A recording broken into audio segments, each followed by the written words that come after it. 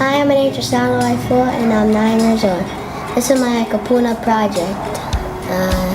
This is my grandma, Laurel Silva, and I'll ask her some questions. Now, where were you born? I was born on June 28th, 1950 in Kankakee, Illinois. And it was during the time of the baby boomers. So I'm from one of the largest generations ever existed in the United States. Okay, where did you live? Where I lived was in Chillicothe, Illinois, which is the home of Caterpillar Tractor Company. The world headquarters is there. And I lived in Chillicothe, but I also lived right next to Mossville, Illinois, which is where I went to school. What was your neighborhood like? My neighborhood was very quiet. It was a very peaceful and safe place to live. And at that time, there were no locked doors. You never had to lock your car doors or your house doors. You felt safe in the neighborhood. You didn't hear about bombings or shootings or hijackings when I was young. Very rarely did you ever hear about a crime. So the neighborhood I lived in was very peaceful. Nana, what was your family and your childhood like? It's kind of different now. Women are outside of the home mostly and work. Except in your family, mommy and daddy goes to work, mommy stays home. And that's the same way it was when I was growing up. My mom was a stay-at-home mom. She did everything. She baked everything. My mother baked at least probably 10 loaves of bread every week. We had everything fresh at home. And our meat, we slaughtered our cows and our chickens and pigs, and everything was cut and it was put up in the freezer for the year. So, and we ate everything, every part of the cow. What were your parents like? My parents were very strict. My father was very multi-talented. He was a Nazarene pastor. So he graduated from Olivet Bible College, and he eventually started his own church called Scriptural Holiness Church. And but besides being a pastor, he also worked at Caterpillar Tractor as a patent engineer. So he designed all of the earth-moving equipment that you see with, Caterpillar. So he was the creative mind behind all of that equipment. He was also a mason and a carpenter, and he also built telescopes. Nana, what were your grandparents like? My grandparents were very loving and kind. Unfortunately, I didn't get to see them very often. I only got to see them maybe once a year. That's pretty sad. And they traveled. They lived in another state. They lived in Ohio. I lived in Illinois. My grandparents traveled with Billy Graham. Do you know who Billy Graham is? Was he in like a He's an evangelist. He's an evangelist, a very well-known evangelist. What's an evangelist? Well, they're ministers of God that they travel around the world.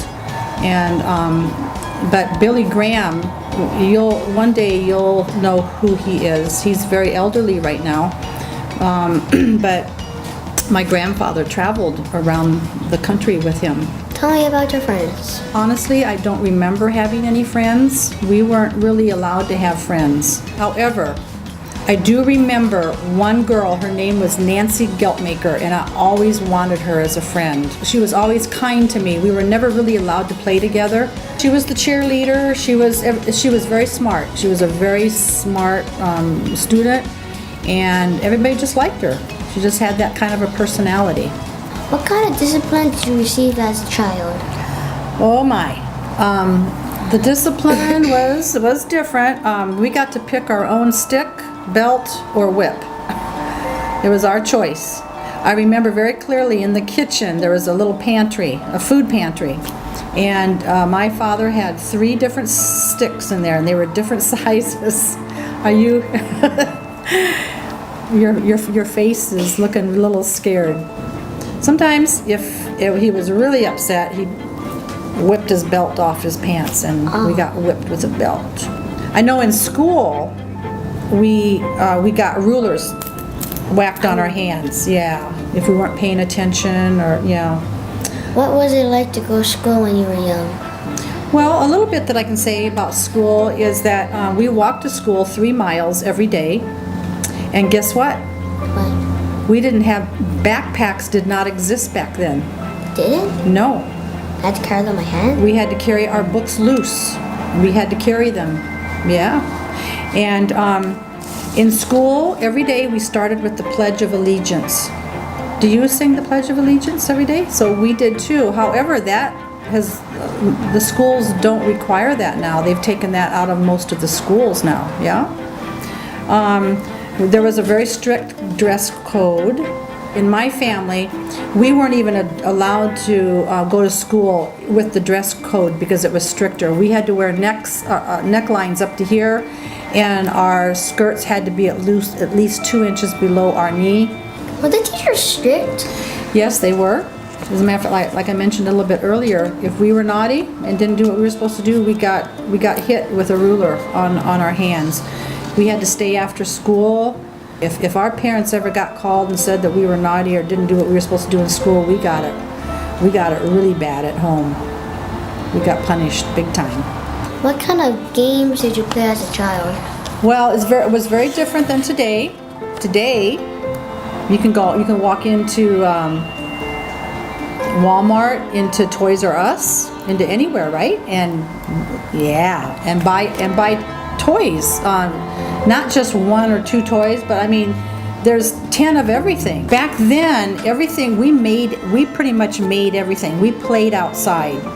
That was our Facebook and our, instead of having the toys like you have today, the electronics that you had, we played outside. We played in clubhouses. We built tree houses. I remember making my own dolls out of cardboard. I made cardboard dolls and clothes, paper dolls.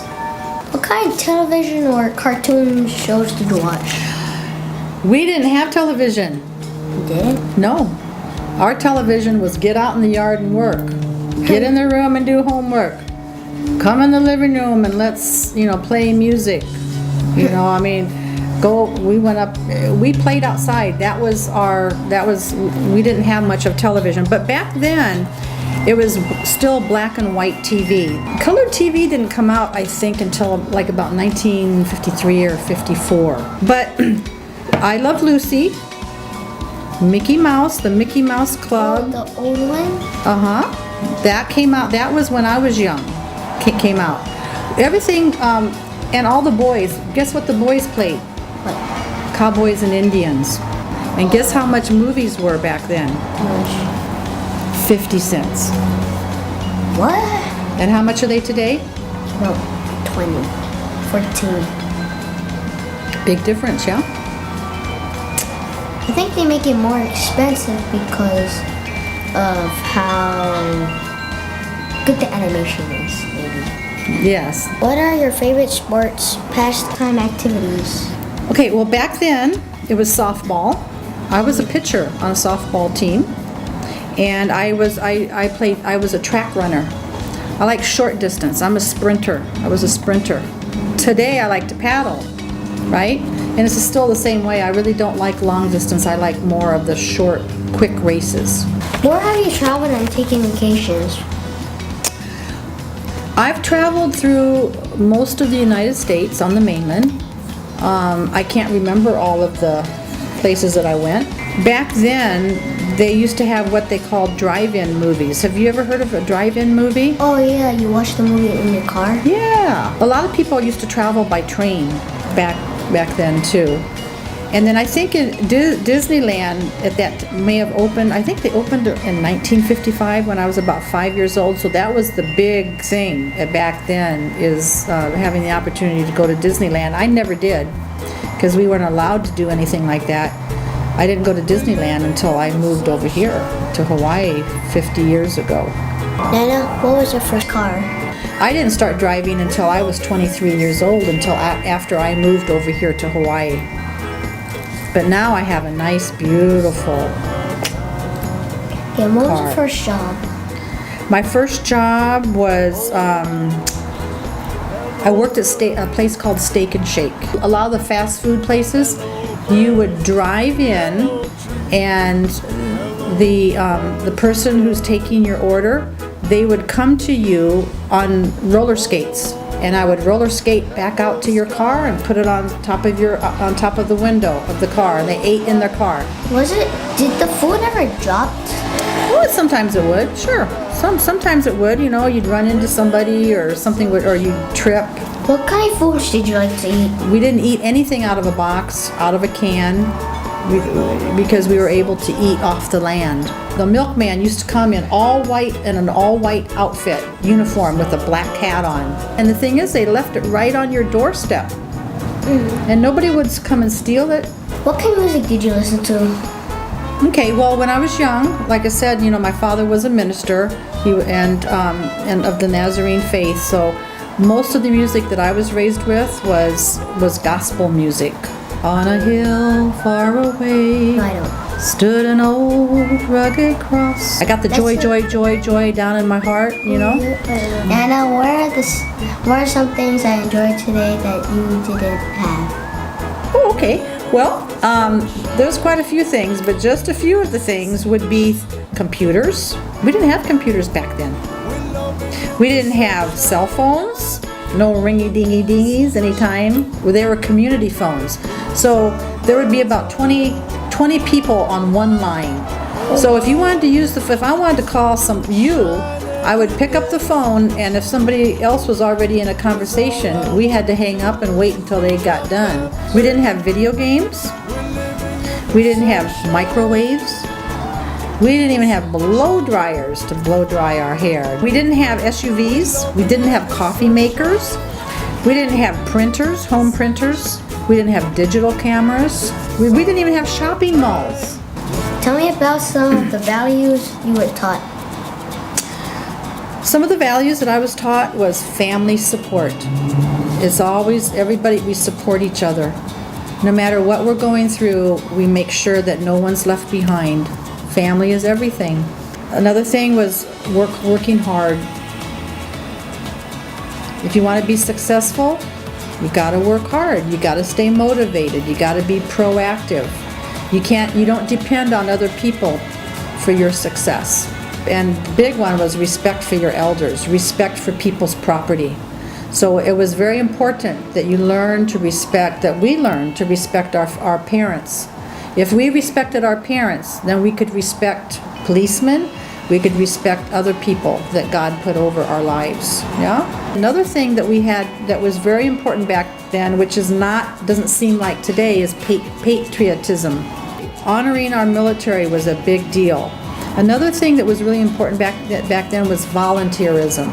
I remember our family, we used to take blankets and food, hot meals, hot soup, to people who lived up on, to like the homeless people who lived in Peoria on Main Street.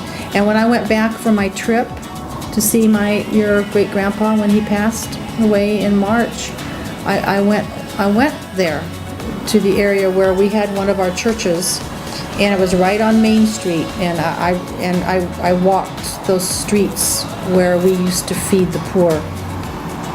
So that was a kind of an emotional time.